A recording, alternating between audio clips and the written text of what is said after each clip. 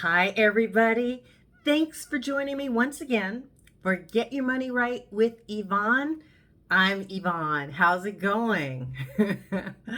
So, as we like to do with these, the first thing I want to ask, how are you doing? So, I'm recording this on Saturday early evening and just wondering, how is your day? How's your week? How are things going with you? We all just get so busy, and I just want to make sure that I'm one that reaches out to you asking how you're doing and how you're faring. It's important to me, and I'm sure it's important to you just to know somebody out there in the universe cares and is thinking about you and is wishing for your success. So I just want you to know we're thinking of you. And at the end, if you'd like to become a part of this community, we would just love to have you. But don't worry about it now. We will talk about it at the end. So, how are things going with me? Well, not too badly. One of the episodes earlier, I mentioned you can get rotisserie chickens. We were talking about saving money, what we can do, right? And both Costco and Sam's, whomever you have access to, has these rotisserie chickens that you can get for $5. And my husband and I did that, almost a week ago, not quite. We had dinner with it one night, and then we both had two sandwiches out of it, and we still had a lot of meat. And it's like, well, why am I going to cook something else when I still have this chicken, right? So then I go online because I had some cooked quinoa. You know what that is? It's a grain, and it cooks similar to rice, and I use chicken broth to make it flavorful. So I had that leftover quinoa. I had still a lot of chicken, and I had cream of mushroom soup. And the best thing out there, well, I guess I shouldn't say the best, but a really good thing is Google, where you say, okay, I've got this. I have chicken. I have quinoa. I have mushroom soup. What can I do with this? And it gave me all these options, all these delicious options, and they were so easy to make. And I found one that took, in addition to the quinoa and the chicken, it took broccoli, of course, the mushroom soup, a couple tablespoons of Worcestershire sauce. I'm trying to think, did I mention the broccoli? Anywho, I didn't have all of the ingredients that were in it, but I just threw in what I had, and everything was made on the stove, and it was done in like 15 minutes. Easiest thing ever, and it was so good. We had two dinners out of that, and then there were two other servings, so it easily could have fed a family of four, and all with leftovers, and all within 15 minutes. So I just thought that was the best thing since sliced bread. And I know all of us are just trying to do what we can to save our money and just be okay, because everything costs so much more. And just use what you have. You can oftentimes make meals with what you have left over in the fridge, that if you keep them for too long, you're throwing them away, and then of course you are wasting money. We cannot have that, right? We cannot. So I want to share with you some things. One of our last meetings, I said, I want to take this in a slightly different direction, and I will tell you all of that in a minute. But I'm going to tell you about a conversation that I was having with one of my subscribers, and she said, thank you so much for, I can't even remember which episode it was. This might be our 30th out there. And whichever one it was, she says, thank you. She said she plays it on her television. She stopped the TV and she went to go make sure she had all the things that I was mentioning. And it just fills my heart with joy. I'm so glad, because as I've said to you before, I sure wish I had had something like this when I was coming up, because, I was clueless with money. Absolutely flippin' clueless. And there's still a lot I don't know, and there's still a lot I need to read up on and to learn, so I can share with you, and then of course hear back from you, okay? Because one of the things that this subscriber mentioned to me, she said years ago, more than 20, she said she had those payday loans, which that just breaks my heart. But not just one, she had multiples because she got into this rhythm of getting out another payday loan to pay off the first one, and then she got another payday loan to pay off the second one, and there was just this vicious cycle she could not escape for a very long time. And so that just, it reminds me, this is information that we all need, and I wanted to make sure to share it. And while she was talking about what her struggles were, it reminded me. So years ago, I worked as a teller at a bank, and then I did some other things. And then I went back to another bank as a personal banker. And what I did in that role is I helped people, everything except for what you did at the teller window, everything else. So opening up new accounts, answering questions, helping people to get a certificate of deposit if that's what they wanted to do. Whatever it happened to be, they would sit at my desk and we would talk about it.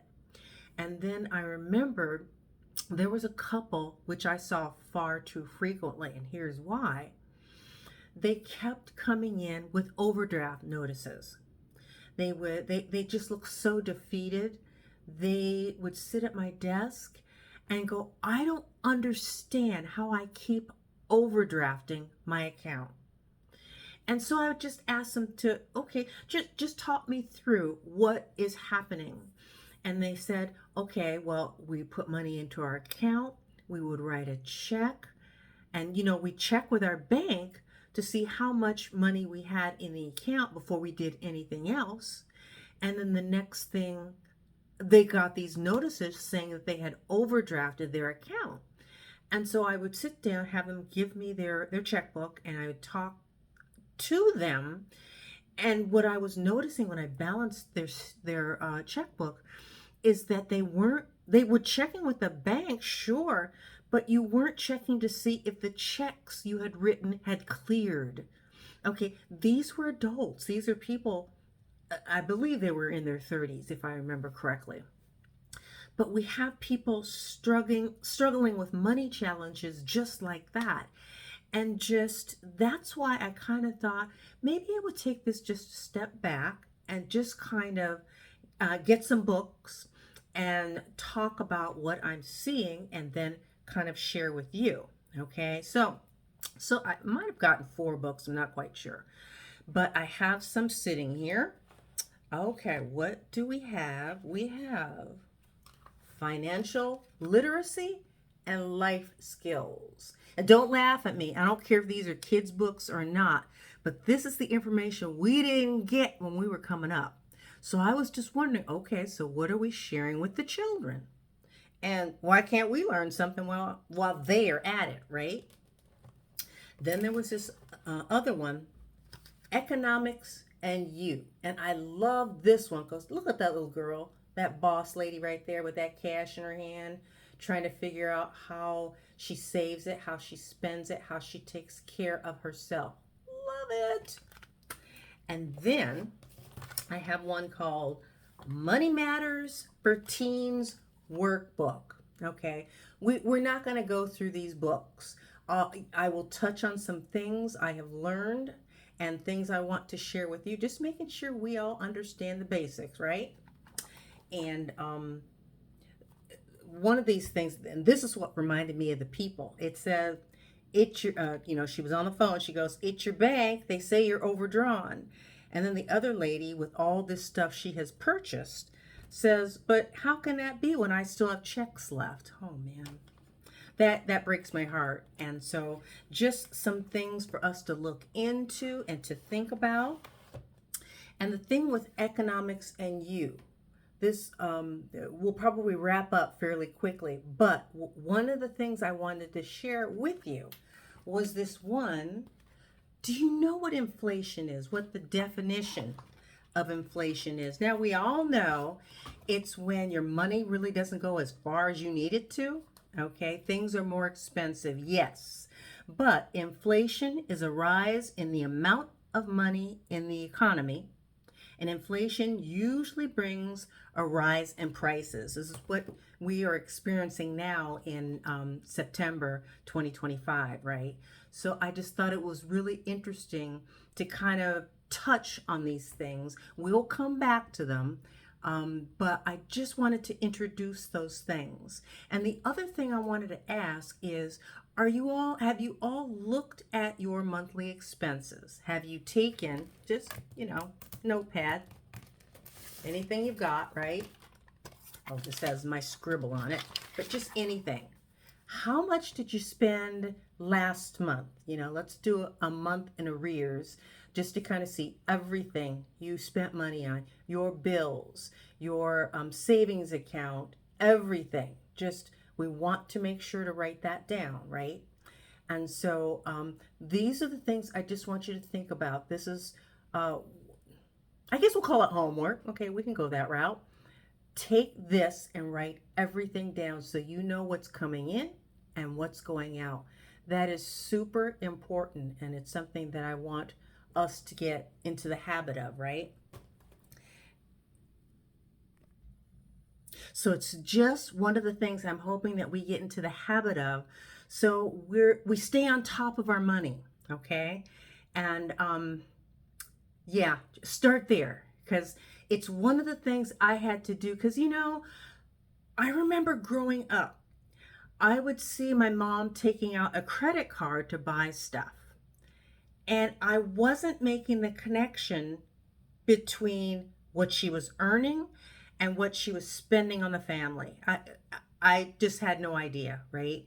And we want to understand money. We need to understand it. It's a tool.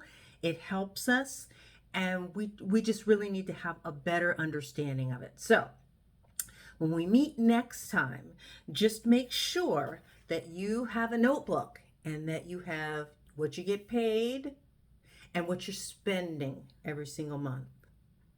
And then I'm going to ask you some questions about it, because I found it illuminating when I did that for myself, because I was operating in the red all the time, because you're so busy just paying it all back that you're really not paying attention that, okay, this is what I earn, this is what I'm spending, and they don't make any sense. You have to stop, because if we're going to get our money right, we need to understand what we're spending. When people ask, can I retire with X amount of dollars? I don't know, can you? Take that sheet out. What are you bringing in and what's going out, to determine whether or not you can retire with whatever amount of money it happens to be. So like I said, we're touching on things today. We have a direction where we're going to go, and I'm just hoping you stick around for the ride. This is going to be fun, folks. It really, really will. If you are enjoying these and you haven't already signed up, feel free to become a subscriber. We would love to have you. And if all you want to do is listen, great. If you want to send it on to somebody else that you think might find it useful, by all means do so. If you feel like giving me a heart or a thumbs up, hey, it's great. It just lets me know that I'm hitting on some things that you find useful, and I'm really glad to have that, and I'm glad to have you. So with that, we're going to wind this up, because we like to keep these between 10, 14 minutes, somewhere in that time frame, because I know you're busy, you have things to do, but we just want to help. And this is, I've been to the school of hard knocks. I am not an economist. I am not a money manager, nothing. Just sharing things that I've run across over the decades that I'm just hopeful you can make use of. So with that, thank you for joining us for Get Your Money Right with Yvonne. I'm Yvonne. And until next time, we shall see you. Okay, you take care. Bye-bye.